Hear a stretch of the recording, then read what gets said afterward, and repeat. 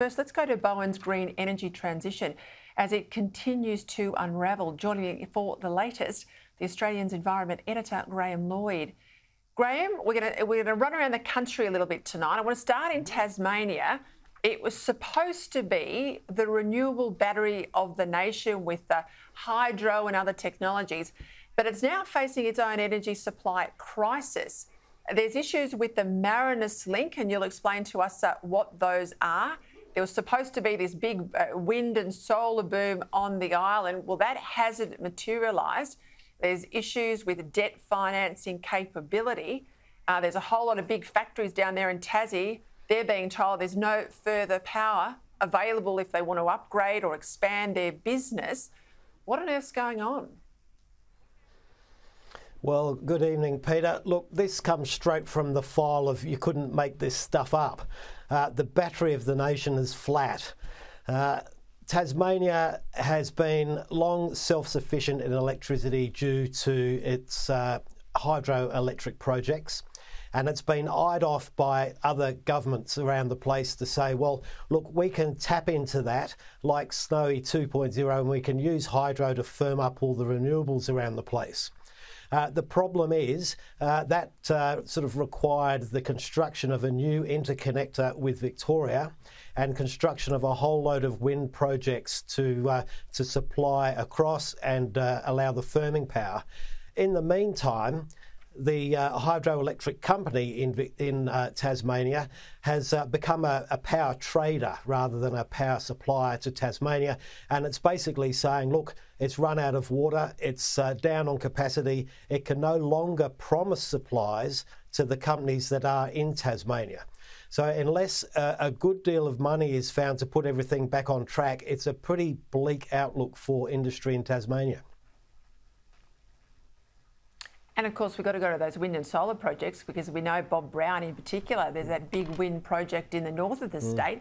The Greens are in Tasmania opposing wind, violently opposed to wind.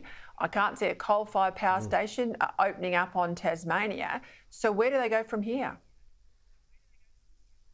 Well, you're right. Bob Brown has sort of led the charge against the construction of these big wind projects that are really needed to make the Marinus link work. He won't be concerned at all about these projects being put on hold. He wants Tasmania to take care of itself and forget everybody else.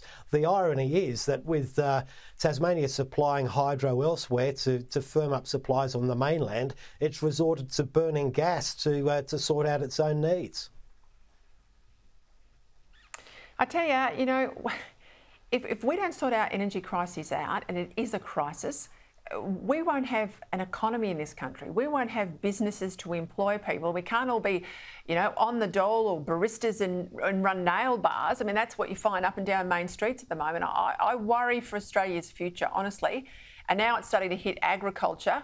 Let's get into these draft rules. These are the rules put out by the Australian Energy Market Commission.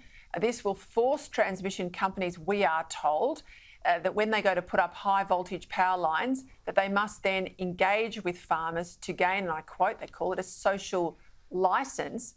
Well, these are going to go all over prime agricultural land. That's the plan, Graham. We know a lot of farmers, and I'm going to speak to one in just a tick.